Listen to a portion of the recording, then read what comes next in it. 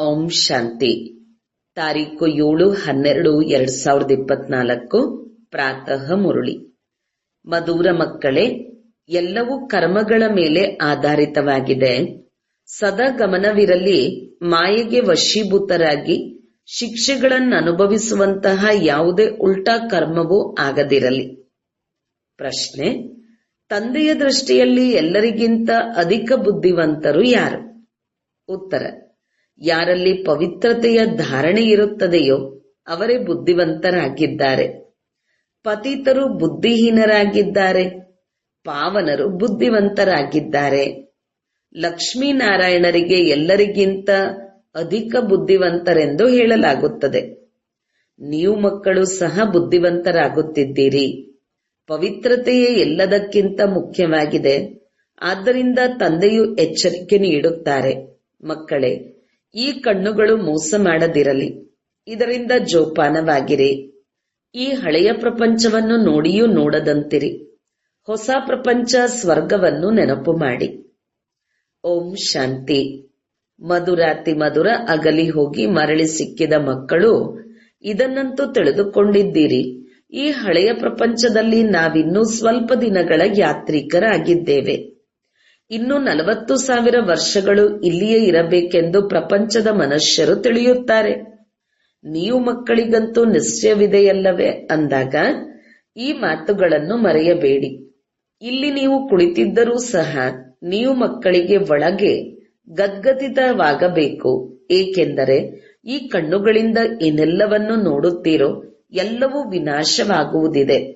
ಆತ್ಮವು ಅವಿನಾಶಿಯಾಗಿದೆ. ನಾವು ಆತ್ಮಗಳೇ 84 ಜನ್ಮಗಳನ್ನು ಪಡೆದುಕೊಂಡಿದ್ದೇವೆ. ಈಗ ಮನೆಗೆ ಕರೆದುಕೊಂಡು ಹೋಗಲು ತಂದೆಯು ಬಂದಿದ್ದಾರೆ. ಯಾವಾಗ ಹಳೆಯ ಪ್ರಪಂಚದ ಮುಕ್ತಾಯವಾಗುವುದೋ ಆಗ ಹೊಸ ಪ್ರಪಂಚವನ್ನಾಗಿ ಮಾಡಲು ತಂದೆಯು ಬರುತ್ತಾರೆ. ಹೊಸದರಿಂದ ಹಳೆಯದು, ಹಳೆಯದರಿಂದ ಹೊಸ ಪ್ರಪಂಚವು ಹೇಗಾಗುತ್ತದೆ ಎಂಬುದು ನಿಮ್ಮ ಬುದ್ಧಿಯಲ್ಲಿದೆ. ನಾವು ಅನೇಕ ಬಾರಿ ಚಕ್ರವನ್ನು ಸುತ್ತಿದ್ದೇವೆ. ಈಗ ಚಕ್ರವು ಪೂರ್ಣವಾಗುತ್ತದೆ. ಹೊಸ ಪ್ರಪಂಚದಲ್ಲಿ ನಾವು ಕೆಲವರೇ ಇರುತ್ತೇವೆ. ಮನುಷ್ಯರು ಇರುವುದಿಲ್ಲ. ಉಳಿದಂತೆ ಎಲ್ಲವೂ ಕರ್ಮಗಳ ಆಧಾರಿತವಾಗಿದೆ. ಮನುಷ್ಯರು ಉಲ್ಟಾ ಕರ್ಮ ಮಾಡಿದರೆ ಅದು ಅವಶ್ಯಕವಾಗಿ ತಿನ್ನುತ್ತದೆ. ಅದರಿಂದ ತಂದೆಯು ಕೇಳುತ್ತಾರೆ, ಈ ಜನ್ಮದಲ್ಲಿ ಯಾವುದೇ ಅಂತಹ ಪಾಪವನ್ನಂತೂ ಮಾಡಿಲ್ಲವೇ? ಇದು ಪತಿತ ಚೀಚಿ ರಾವಣ ರಾಜ್ಯವಾಗಿದೆ. ಇದು ಅಂಧಕಾರದ ಪ್ರಪಂಚವಾಗಿದೆ. ಈಗ ತಂದೆಯು ನೀವು ಮಕ್ಕಳಿಗೆ ಆಸ್ತಿಯನ್ನು ಕೊಡುತ್ತಿದ್ದಾರೆ. ನೀವು ಮಕ್ಕಳೀಗ ಭಕ್ತಿ ಮಾಡುವುದಿಲ್ಲ. ಭಕ್ತಿಯ ಅಂಧಕಾರದ ಪೆಟ್ಟು ತಿನ್ನುತ್ತಾ ಬಂದಿದ್ದೀರಿ. ಈಗ ತಂದೆಯ ಕೈ ಸಿಕ್ಕಿದೆ. ತಂದೆಯ ಆಶ್ರಯವಿಲ್ಲದೆ ನೀವು ವಿಷಯವಾತರಣಿ ನದಿಯಲ್ಲಿ ಮುಳುಗುತ್ತಿದ್ದೀರಿ. ಅರ್ಧಕಲ್ಪ ಭಕ್ತಿ ಇರುತ್ತದೆ. ಜ್ಞಾನ ಸಿಗುವುದರಿಂದ ನೀವು ಸತ್ಯಯೋಗಿ ಹೊಸ ಪ್ರಪಂಚದಲ್ಲಿ ಹೊರಟು ಹೋಗುತ್ತೀರಿ. ಈಗಂತೂ ಇದು ಪುರುಷೋತ್ತಮ ಸಂಗಮ ಯುಗವಾಗಿದೆ. ಈಗ ನೀವು ಚೀಚಿ ಪತಿತರಿಂದ ಪಾವನರು, ಮುಳ್ಳುಗಳಿಂದ ಹೂಗಳಾಗುತ್ತಿದ್ದೀರಿ. ಯಾರು ಮಾಡುತ್ತಾರೆ? ಬೇಹದ್ದಿನ ತಂದೆ. ಲೌಕಿಕ ತಂದೆಯನ್ನು ಬೇಹದ್ದಿನ ತಂದೆ ಎಂದು ಹೇಳುವುದಿಲ್ಲ. ನೀವು ಬ್ರಹ್ಮ ಮತ್ತು ವಿಷ್ಣುವಿನ ಕರ್ತವ್ಯವನ್ನು ತಿಳಿದುಕೊಂಡಿದ್ದೀರಿ, ಚರಿತ್ರೆಯನ್ನು ತಿಳಿದುಕೊಂಡಿದ್ದೀರಿ ಅಂದಾಗ ನಿಮಗೆ ಎಷ್ಟೊಂದು ಶುದ್ಧ ನಶೆ ಇರಬೇಕು. ಮೂಲವತನ, ಸೂಕ್ಷ್ಮವತನ, ಸ್ಥೂಲವತನ ಇವೆಲ್ಲವೂ ಸಂಗಮದಲ್ಲಿಯೇ ಇರುತ್ತದೆ.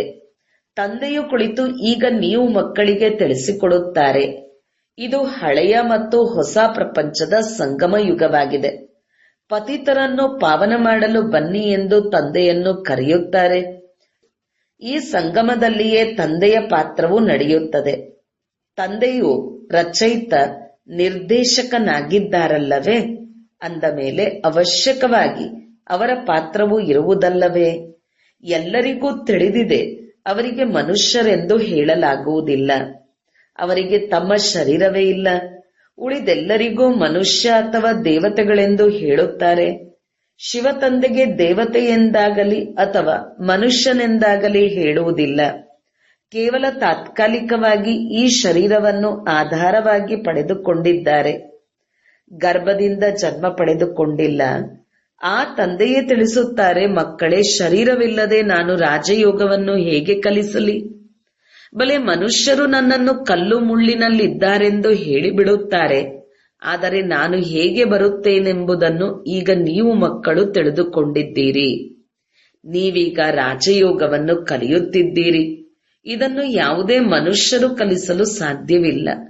ದೇವತೆಗಳಂತೂ ರಾಜಯೋಗವನ್ನು ಕಲಿಯಲು ಸಾಧ್ಯವಿಲ್ಲ.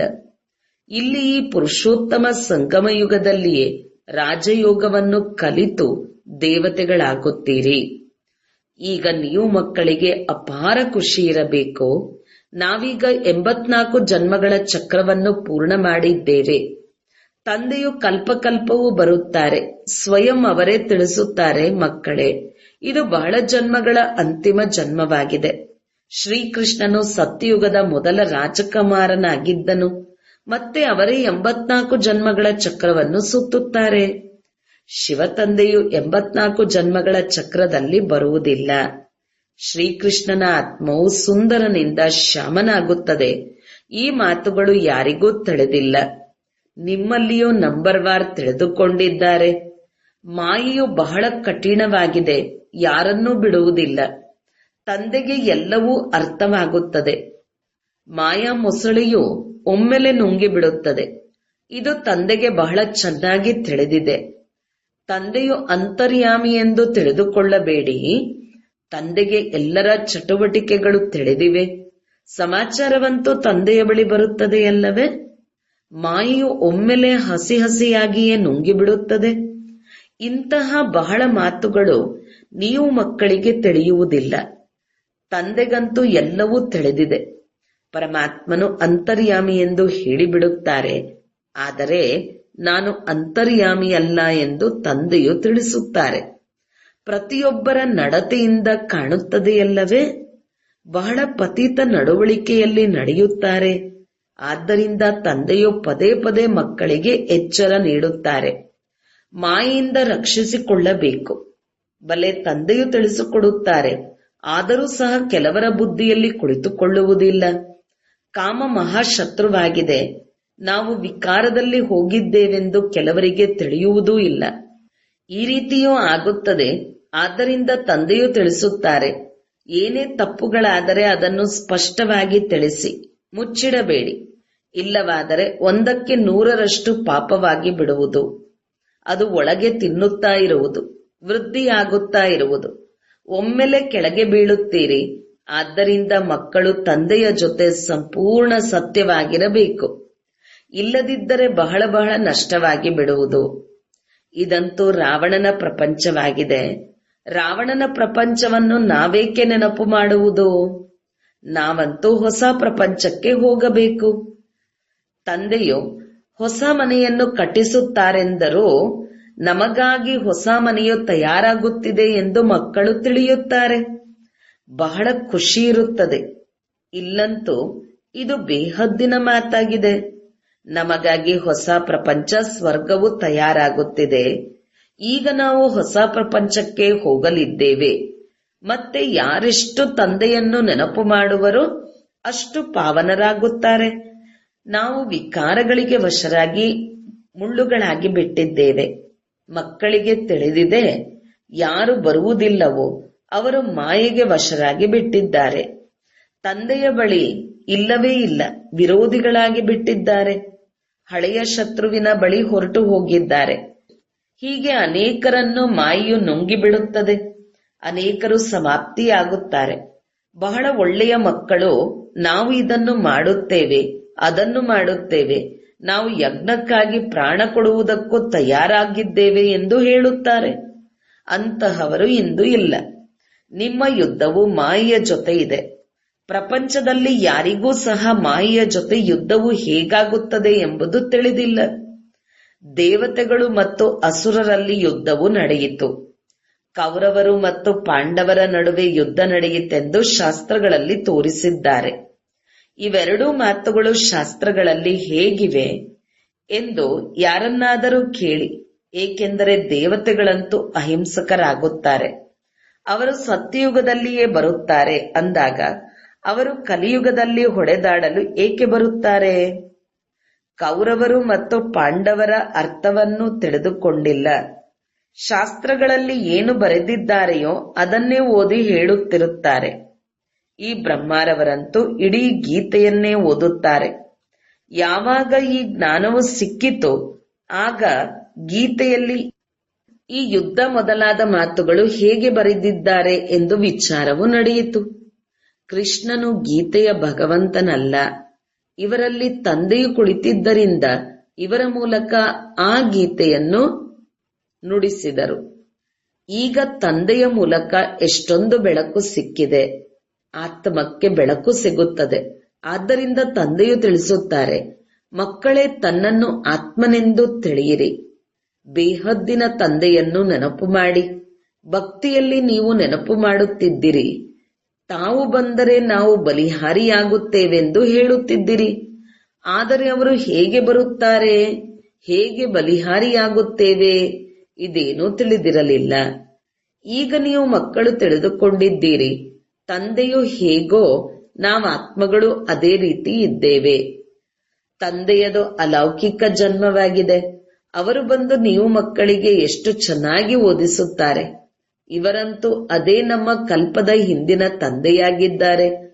ಕಲ್ಪ ಕಲ್ಪವೂ ಬಂದು ನಮ್ಮ ತಂದೆಯಾಗುತ್ತಾರೆ ಎಂದು ನೀವು ಹೇಳುತ್ತೀರಿ. ನಾವೆಲ್ಲರೂ ಬಾಬಾ ಬಾಬಾ ಎನ್ನುತ್ತೇವೆ. ತಂದೆಯೂ ಸಹ ಮಕ್ಕಳೇ ಮಕ್ಕಳೇ ಎಂದು ಹೇಳುತ್ತಾರೆ.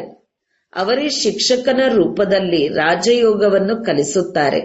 ನಿಮ್ಮನ್ನು ವಿಶ್ವದ ಮಾಲೀಕರನ್ನಾಗಿ ಮಾಡುತ್ತಾರೆ ಅಂದಾಗ ಇಂತಹ ತಂದೆಗೆ ಮಕ್ಕಳಾಗಿ ನಂತರ ಅದೇ ಶಿಕ್ಷಕನಿಂದ ಶಿಕ್ಷಣವನ್ನು ಪಡೆಯಬೇಕು.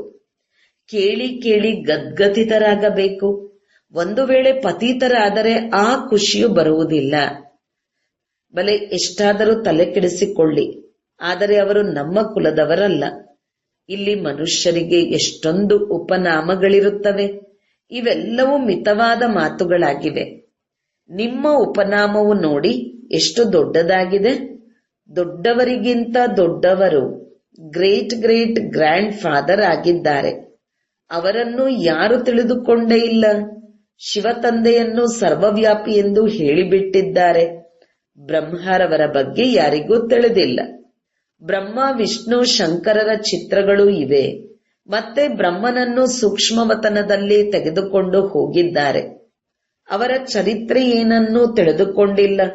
ಸೂಕ್ಷ್ಮವತನದಲ್ಲಿ ಬ್ರಹ್ಮನೆಲ್ಲಿಂದ ಬಂದರು? ಸೂಕ್ಷ್ಮವತನದಲ್ಲಿ ಹೇಗೆ ದತ್ತು ಮಾಡಿಕೊಳ್ಳುತ್ತಾರೆ ಅಂದಾಗ ತಂದೆಯು ತಿಳಿಸಿದ್ದಾರೆ, ಇವರು ನನ್ನ ರಥವಾಗಿದ್ದಾರೆ. ಬಹಳ ಜನ್ಮಗಳ ಅಂತಿಮದಲ್ಲಿ ನಾವು ಇವರನ್ನು ಪ್ರವೇಶ ಮಾಡಿದ್ದೇನೆ. ಇದು ಪುರುಷೋತ್ತಮ ಸಂಗಮ ಯುಗವು ಗೀತಾ ಭಾಗವಾಗಿದೆ. ಇದರಲ್ಲಿ ಪವಿತ್ರತೆಯು ಮುಖ್ಯವಾಗಿದೆ. ಪತೀತರಿಂದ ಹೇಗೆ ಪಾವನರಾಗಬೇಕೆಂಬುದು ಯಾರಿಗೂ ತಿಳಿದಿಲ್ಲ. ಸಾಧು ಸಂತ ಮೊದಲಾದವರು ಎಂದೂ ಕೂಡ ದೇಹ ಸಹಿತ ದೇಹದ ಎಲ್ಲ ಸಂಬಂಧಗಳನ್ನು ಮರೆತು ನಾನೊಬ್ಬ ತಂದೆಯನ್ನು ನೆನಪು ಮಾಡಿ ಆಗ ಮಾಯೆಯ ಪಾಪಕರ್ಮಗಳು ಭಸ್ಮವಾಗಿ ಬಿಡುತ್ತವೆ ಎಂದು ಹೇಳುವುದಿಲ್ಲ. ಅವರಂತೂ ತಂದೆಯನ್ನೇ ತಿಳಿದುಕೊಂಡಿಲ್ಲ. ಗೀತೆಯಲ್ಲಿ ತಂದೆಯು ಹೇಳಿದ್ದಾರೆ, ನಾನೇ ಬಂದು ಸಾಧು ಸಂತ ಮೊದಲಾದವರ ಉದ್ಧಾರ ಮಾಡುತ್ತೇನೆ. ತಂದೆಯು ತಿಳಿಸುತ್ತಾರೆ, ಪ್ರಾರಂಭದಿಂದ ಹಿಡಿದು ಇಲ್ಲಿಯವರೆಗೆ ಯಾರೆಲ್ಲ ಆತ್ಮಗಳು ಪಾತ್ರವನ್ನು ಅಭಿನಯಿಸುತ್ತಾರೆಯೋ ಎಲ್ಲರದು ಇದು ಅಂತಿಮ ಜನ್ಮವಾಗಿದೆ. ಇವರದು ಇದು ಅಂತಿಮ ಜನ್ಮವಾಗಿದೆ. ಇವರೇ ಮತ್ತೆ ಬ್ರಹ್ಮನಾಗಿದ್ದಾರೆ.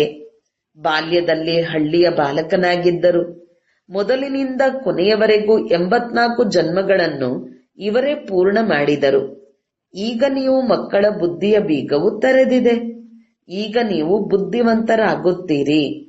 ಮೊದಲು ಬುದ್ಧಿಹೀನರಾಗಿದ್ದೀರಿ. ಈ ಲಕ್ಷ್ಮೀನಾರಾಯಣರು ಬುದ್ಧಿವಂತರಾಗಿದ್ದಾರೆ.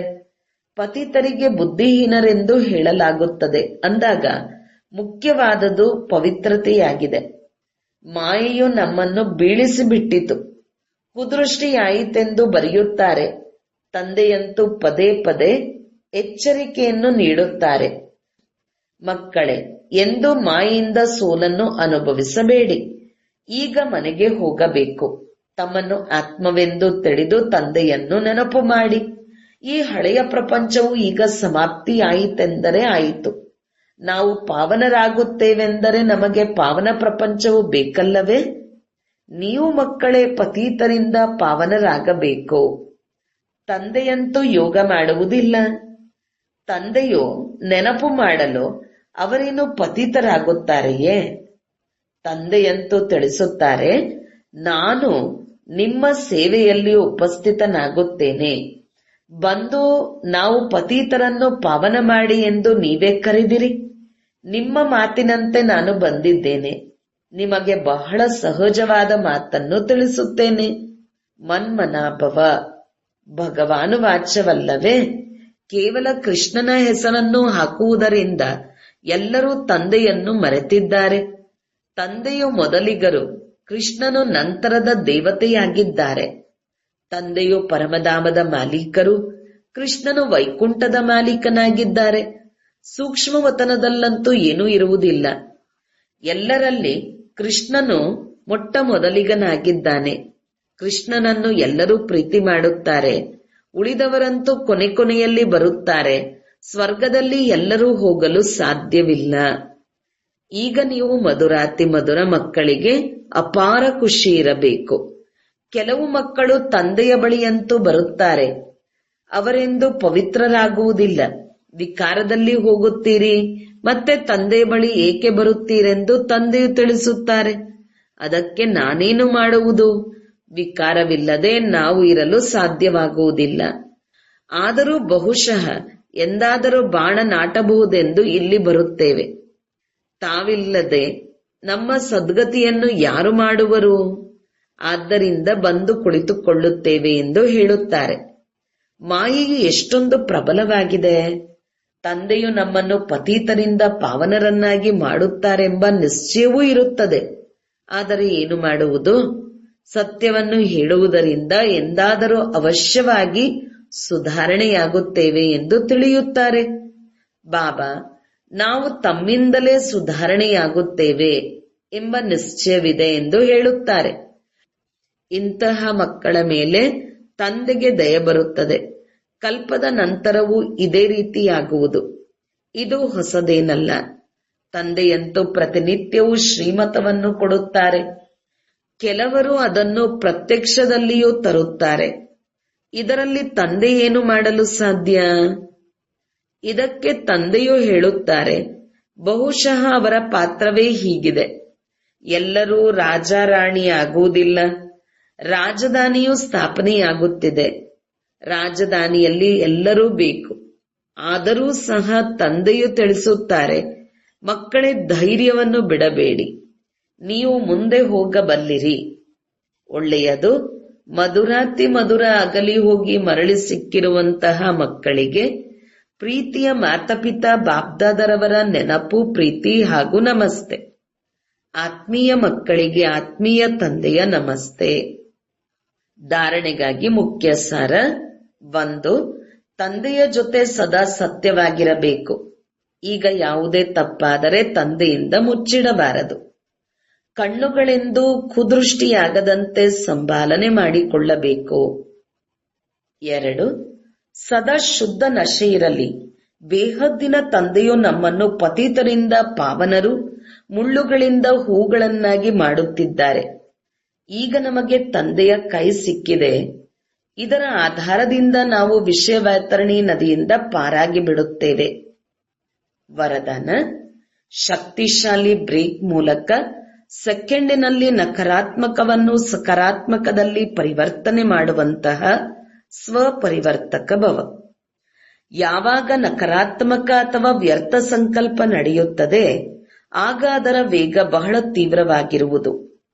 ತೀವ್ರವಾಗಿರುವಂತಹ ಸಮಯದಲ್ಲಿ ಶಕ್ತಿಶಾಲಿ ಬ್ರೇಕ್ ಹಾಕಿ ಪರಿವರ್ತನೆ ಮಾಡುವ ಅಭ್ಯಾಸದ ಅವಶ್ಯಕತೆ ಇದೆ. ಹಾಗೆ ನೋಡಿದರೆ ಯಾವಾಗ ಬೆಟ್ಟದ ಮೇಲೆ ಹತ್ತುವ ಮೊದಲು ಬ್ರೇಕ್ ಅನ್ನು ಚೆಕ್ ಮಾಡಿಕೊಳ್ಳುವಿರಿ.